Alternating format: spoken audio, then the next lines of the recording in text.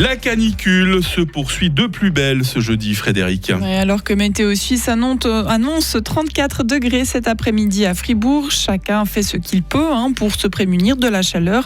Dans les crèches notamment, on est particulièrement vigilant. Il faut en effet impérativement éviter les coups de chaud aux très jeunes enfants qui par définition sont plus fragiles. Sarah Camporini s'est rendue à Pop et Popa, une structure d'accueil de la petite enfance voisine de l'hôpital fribourgeois. Sa directrice Moira Fatber a pris toutes les mesures pour limiter l'impact des fortes chaleurs sur les tout-petits, que ce soit à l'intérieur comme à l'extérieur des locaux. Il fait encore relativement frais ici. Il fait encore assez frais, effectivement. Donc, une des procédures que l'équipe a l'habitude de faire pendant ces grandes chaleurs, c'est d'ouvrir le matin tôt quand ils arrivent. La crèche ouvre à 6h30. Donc, d'ouvrir à ce moment-là pour faire des courants d'air, donc laisser les salles ouvertes.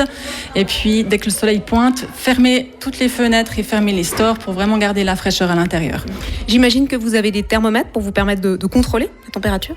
Oui, on a des thermomètres, effectivement, mais notamment, surtout dans les salles de sieste, où là, c'est plus important de veiller à ce que la température ne soit pas trop élevée pendant que les enfants dorment. Il n'y a pas de climatisation. Pas de climatisation, non, pas du tout. Il y a un des trucs qui se prépare pour justement se rendre au jardin. Et puis une des mesures, effectivement, c'est de bien crémer les enfants, on le voit, avec toujours bien mettre aussi une casquette. Et puis ça, c'est des règles aussi qu'on rappelle aux enfants aussi à l'extérieur. On est vraiment vigilant à observer qu'ils aient bien un chapeau et puis qu'ils soient protégés des rayons du soleil. J'imagine l'indice, très fort. Indice 50, crème enfant, voilà, spécial pour les enfants. Est-ce que ces ballons, c'est pour les jeter sur la barrière? Non. Ah, est-ce que ces ballons, c'est pour taper les copains? Non. Pourquoi c'est ces ballons alors? Ça sert à quoi? Pour shooter. Shooter, pour jouer, pour avoir du plaisir. Et j'aimerais qu'ils restent dans le jardin, d'accord? Alors là, on va aller au jardin. On va voir si la température est supportable.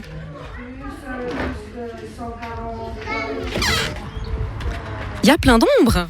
Il y a plein d'ombres et surtout on a la chance vraiment d'avoir un très grand jardin, un très grand espace avec de la verdure et des arbres qui nous abritent de la chaleur. On a aussi installé une pergola où c'est abrité aussi du soleil.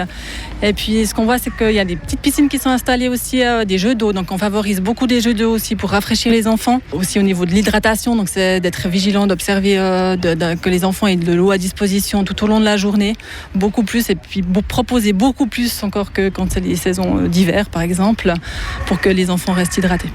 Parce que justement, les petits, les tout petits, par rapport à la sensation de soif, faut être vigilant par rapport à ça. Donc ils ne la ressentent pas ou ils savent pas non plus l'exprimer, donc c'est des fois difficile aussi de détecter qu'un enfant a soif. Si par exemple il ne s'exprime pas, il va pas venir réclamer parce qu'il est dans le jeu, et puis donc on va leur proposer systématiquement et les faire boire. Et qu'est-ce que vous leur donnez à boire? J'imagine de l'eau, évidemment. Principalement de l'eau, en tout cas pas des boissons sucrées.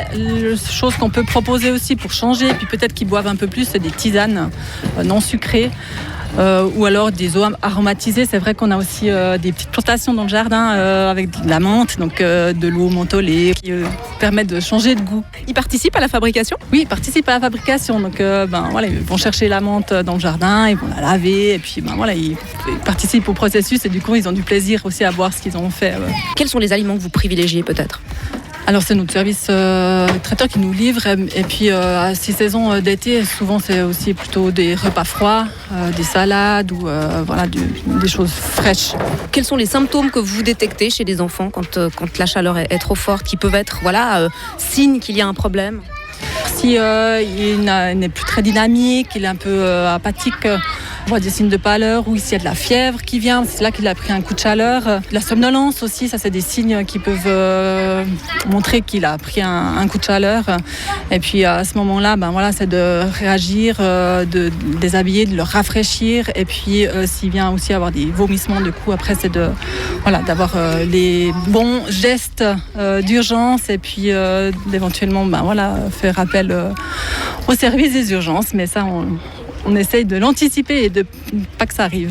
L'équipe encadrante est aussi invitée à s'hydrater en suffisance et à se protéger du soleil. Des affiches ont été placardées dans les locaux pour rendre les parents attentifs aux précautions à prendre en cas de forte chaleur.